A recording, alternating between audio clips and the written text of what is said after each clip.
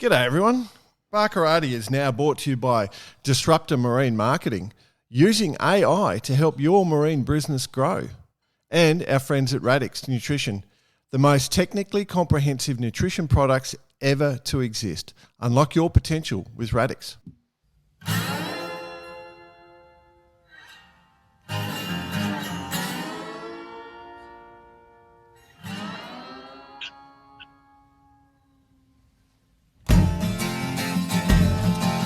G'day listeners, welcome to the third of Barkarati, the sailing podcast daily, twice daily, Sydney to Hobart. Sydney to Harbour. That's where I would have done it. Race Skeds.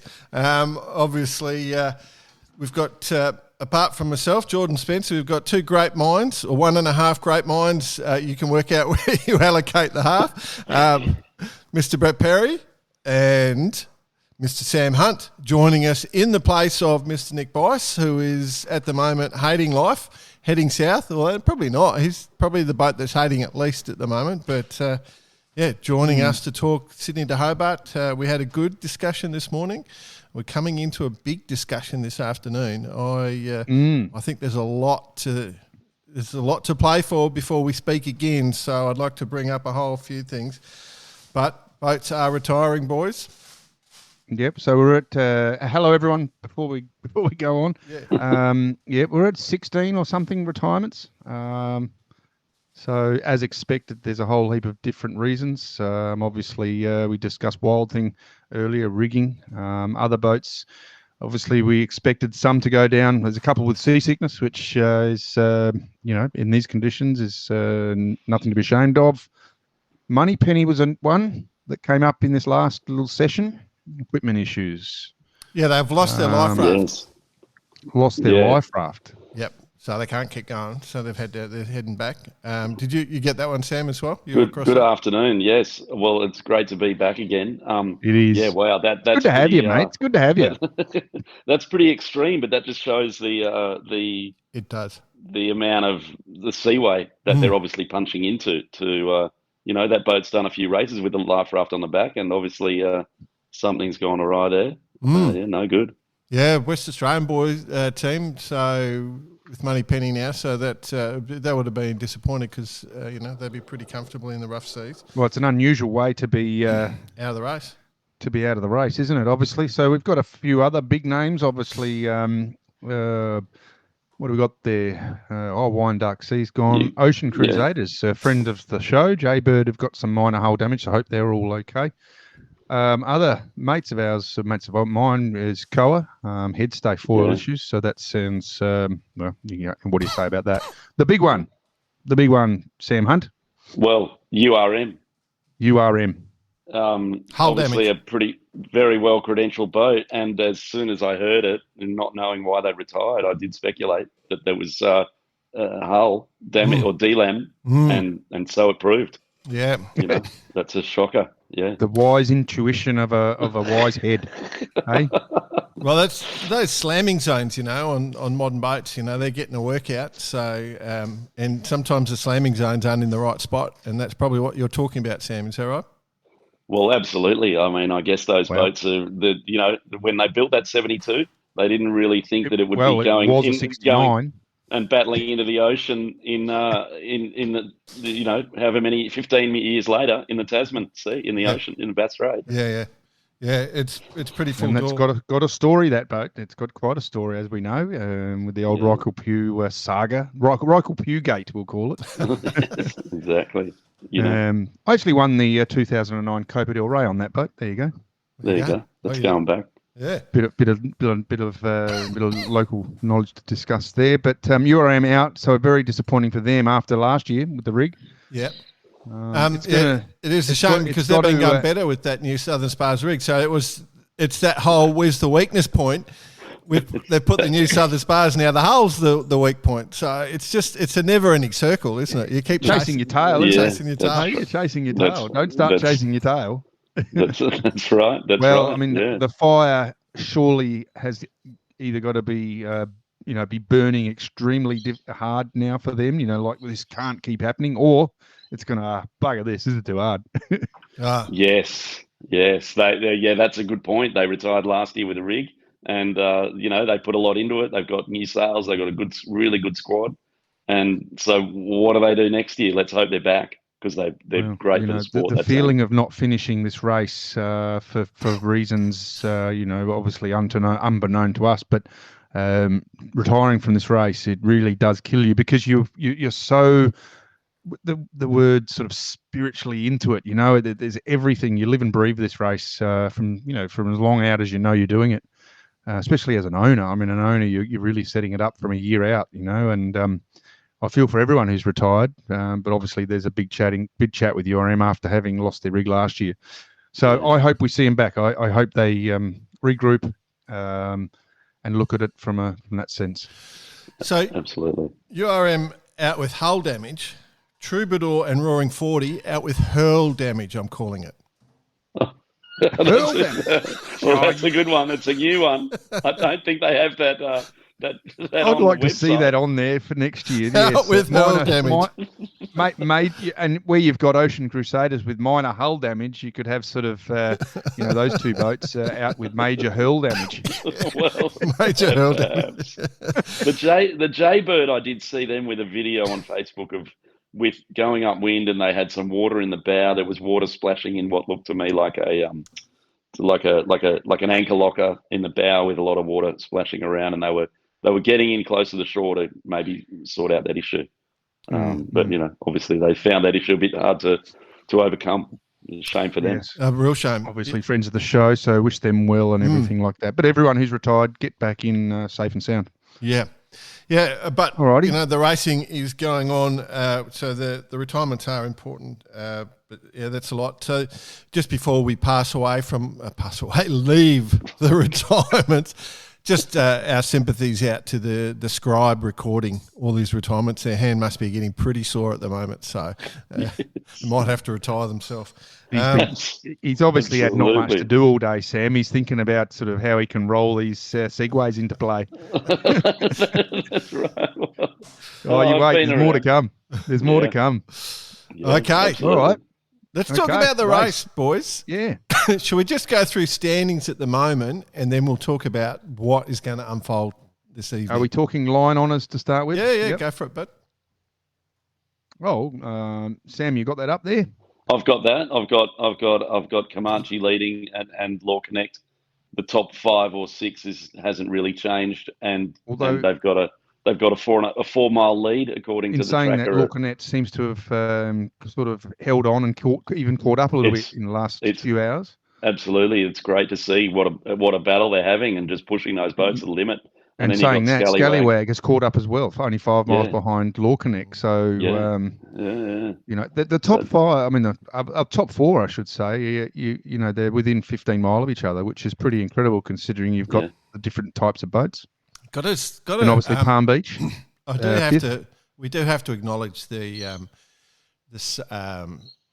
skill set on the Law Connect. Sailing throughout the night without instruments and sort of staying in touch. They haven't used it as an excuse; they've stayed in touch. So that's pretty impressive to keep going. Do they have some 505 sailors on that boat, don't they? They do have a fairly decent 505 sailor. Thank you for that lead in. Yeah. What do you reckon? You reckon he got them out on wire and just said, "Just feel the boat, lads. Feel it. Just feel it." Well, that's just feel it. Perhaps. Exactly right. Just a bit of heel toe weight transfer. That's right. I always wonder. I mean, having sailed against Nico a lot for about 25 years.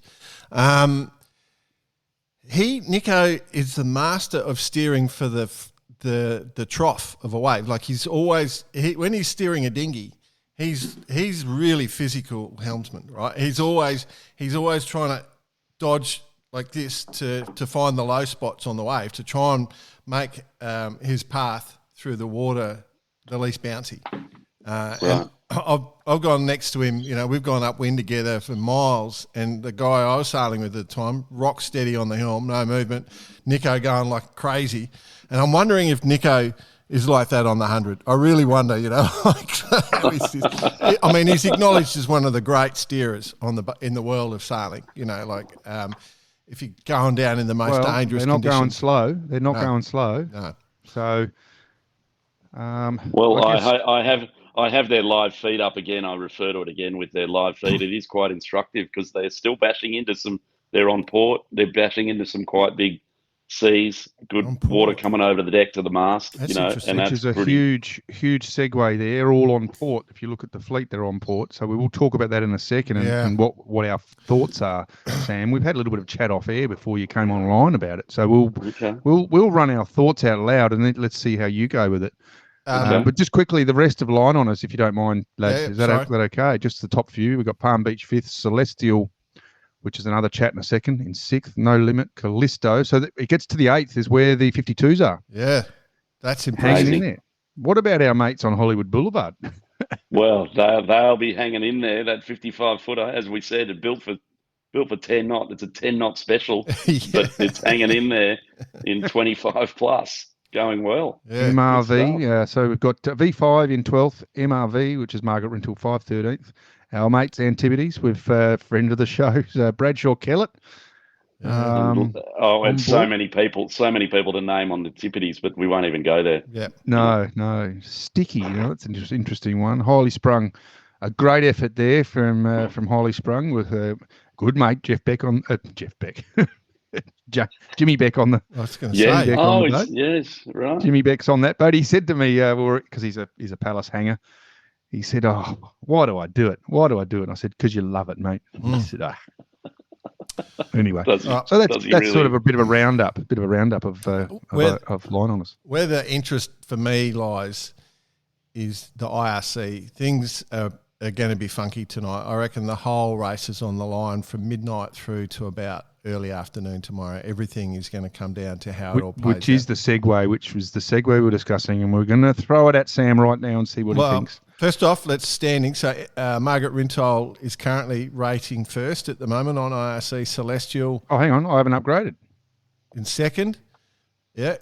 Callisto, the TP in third. Bacchanal. Where are you? I'm on the overall. IRC. You need to update the 106.00 latest. Okay. 1 day, 6 Just hours updating. Latest. Updating. Yeah. No, I'm. What have you got? I don't have that one. I've got Celestial, MRV, Bacchanal, Smuggler, Xanthus, top 5. And what time's the latest? 106.00. It's 1 day, 6 hours. Okay. Well, I'm at 105. Okay. Oh, here you go. Latest. Yep. Copy. There you go. Copy. Celestial leading the way. Beauty. Thanks. That's why we've got you here on the show, Sam. Make us look better or make us look bad. Well, so I was updated. So I had the Celestial MRV. Is that right? Yeah, that's correct. It. Yeah. That's it. Yeah. So Bacchanal. But it's close, right? Let's regroup close. in that one. Yes. Yeah. So the professionals that we are. Celestial, the 70. So Margaret Rintoul, the 55. Bacchanal, 11.8. So what do we call it? 40 foot. Smuggler, a 52. Pacific Road Xanthus. Yeah, that is an X55 with Tom Spithill and Mitch White on board. Oh, there you go. A couple of names Mitch White skippering, and they got a good team on board there. Yeah. And then our good mate Speezy. Yep. Then Callisto, cat winch on the oldest boat in the fleet. Okay. Right. All right. Now people can look that up. So here's the thing. And I'd be interested in your take, boys. I'm throwing out the hypothesis that tonight, when that sort of, are you ready for this, Sam? I'm ready. I'm standing by. When they hit the cauldrons.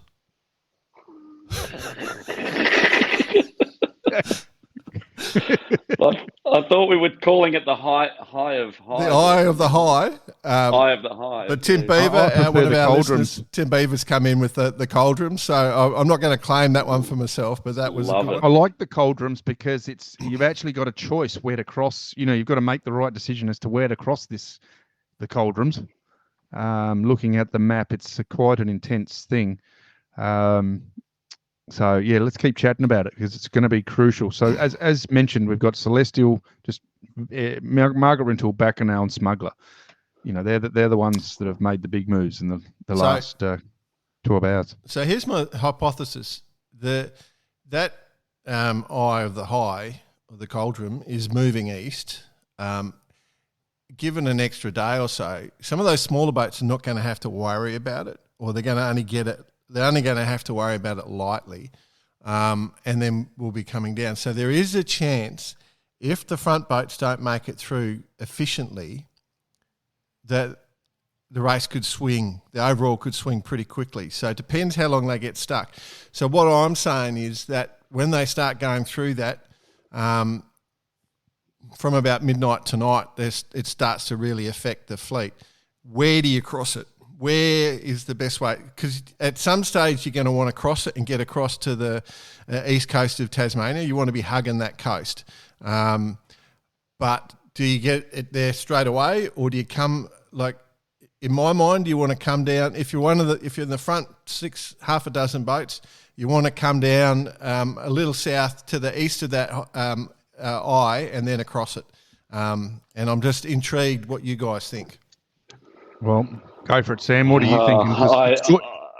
Well, it's certainly going to. Let's say it's certainly going to mix up the order when you've got the top 6 boats. Looking at the standings, are all from different divisions. Let's say, and all in different parts of the race course, and all on different parts of the race course. So, Class 6, Division 6 leader is in 6th place, and Division 1 leader is in 4th place. So it's very mixed up.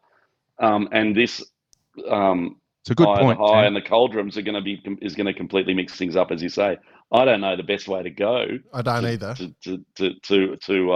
We can only hypothesize or sort of hypothesize. I mean, but it looks to me like the more favourable northerly winds are going to build from the most southerly boats. So the rich, if you get through okay, the rich will get richer in a way.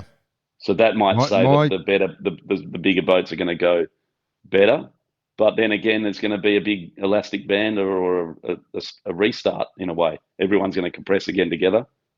The gaps are going to be smaller.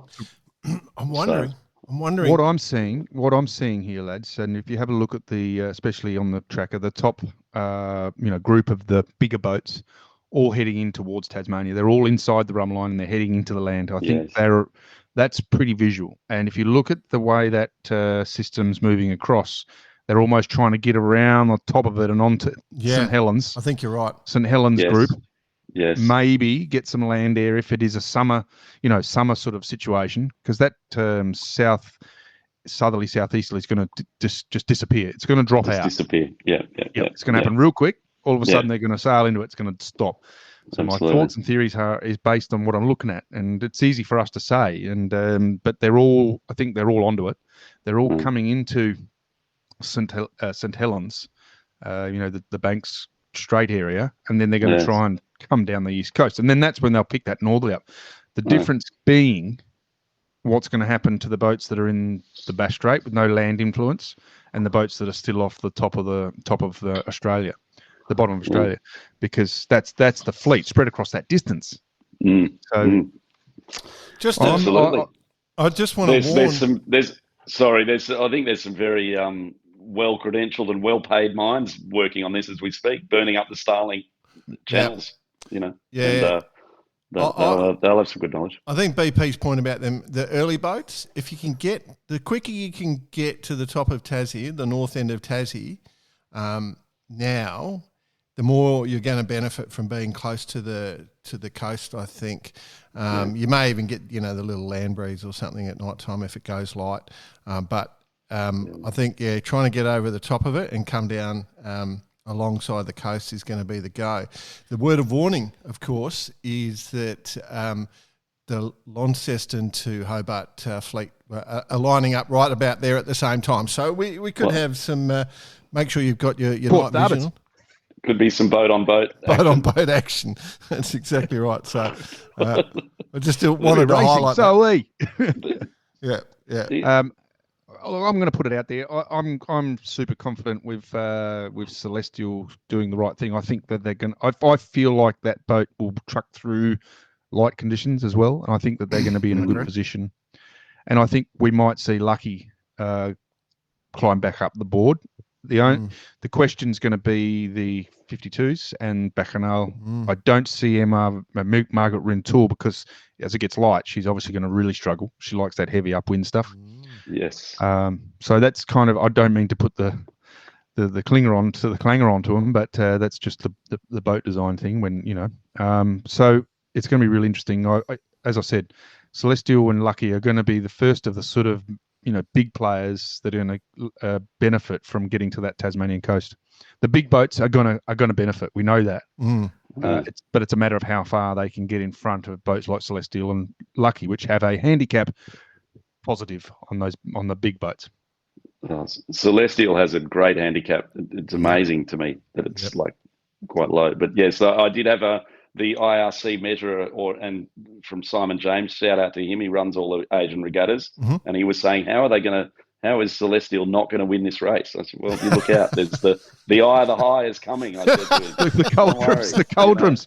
Yes, the cauldrons. What is really important to note here is we mentioned earlier, because at one stage there, Celestial was what was their finishing time? The estimated corrected time was 3 hours and 17 minutes, something. 3 days and 17 hours, and at that point, Lucky was at 4:01, so they were sort of 8+ hours behind them. Now that's extended out now to Celestial being 4 days and 4 hours, with Margaret Rintle sitting at 4 days and 6 hours. But I believe that'll change. But and Lucky's down at 4 hours and 15. Yes. Right. So it's still at that 10 hours gap, which it was what it was when Lucky was second.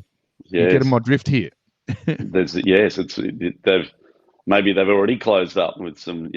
There's a few boats jumped in there for sure. Yeah. Well, it's going to be a good 11 o'clock Sked tomorrow. That's exactly. Aren't we doing it at 8 tomorrow? Can't do it tomorrow at 8. But anyway, we can. We will be still talking, and I dare say, the one eye will pop open, and I'll try and sleep, and I'll get the. I've got to have a look. I've just got to have a look. Yeah. Yes. It will be tomorrow morning. Sked will be full bore.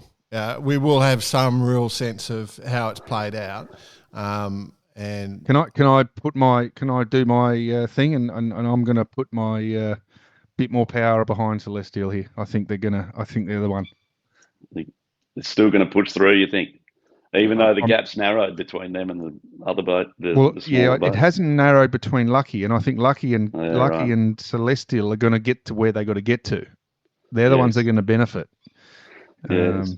But that's my gut feel. Gut feel. You can only go on that. Yeah, I think there'll be a big shuffling, but I think the Celestial will be massively brought back to the pack. But we'll see, and maybe perhaps there'll be a few smaller boats brought up, and not even tomorrow morning, but later on as the day goes on. As those boats. On the I think we'll see. Celestial. Yeah. I mean, the other side of this is obviously there's when you look at that system that's going through underneath the cauldrons, that northerly builds down low. I mean, if they can get down the coast, there's more pressure down south, so they're going to be sending it. Yes. Yeah. And these other boats are going to still be in the cauldrons and maybe getting some light downwind stuff, and then it builds. The point is that that northerly builds right, down sort of the southern side of, mid to southern side of Tasmania, which is quite common, and it will be a lot more breeze down there than up the top. Yeah. So, on my routing work that I've done for Celestial to get through this, just my work I've done, I've got them putting their A3 up at 6:41 tomorrow morning. Yeah, there's a lot of racing to get through before then. Yeah. Wow, wow. Okay, that's a big call. I love what you've said for the last month. I mean, you are the guru. Yes. So for you to get inside a 12-hour and make a call, that's generally pretty good. We'll see. So it's going to be fun. To all those that are still continuing on, at the moment, the Radix nutrition would be everything for them. If you're going to get seasick, you can tell the boats haven't taken the Radix with you, can't you? Like they've got the major hurl damage. There's a hurl damage. They're looking for any reason to pull out. A bit of rigging damage or some hull damage, bit of hurl damage. We just need the Radix. Yeah, the radix. Yeah, I know. Well, I know that last year it was extremely hard to get any good food into anyone on the boat we were on Whisper, and because we were downwind, it was windy. There was a lot going on, and then it was a blast across the Bass Strait with heinous conditions. We didn't get any hot food until we got to the Tassie coast. So, yeah. I'm hoping that those lead boats that we all discussed have had some good food. Yeah. And what do you go, Sammy? Do you keep much in your pocket, like exactly those conditions?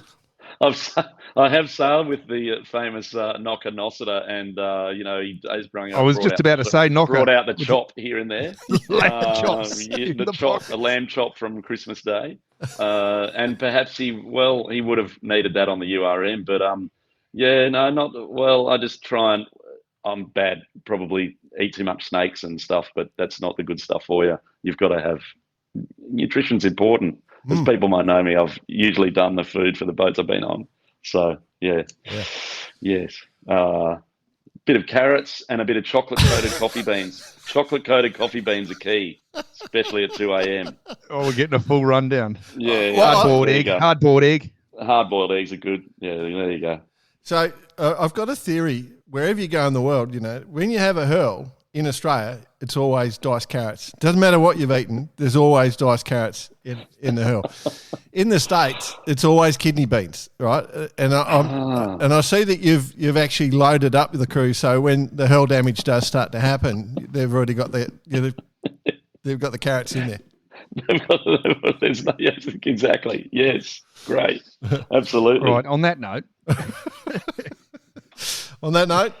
On that note, I think we've given it a nice review. We're still thinking Comanche's looking well. Comanche Law Connect is going to battle out. That's the traditional Derwent battle.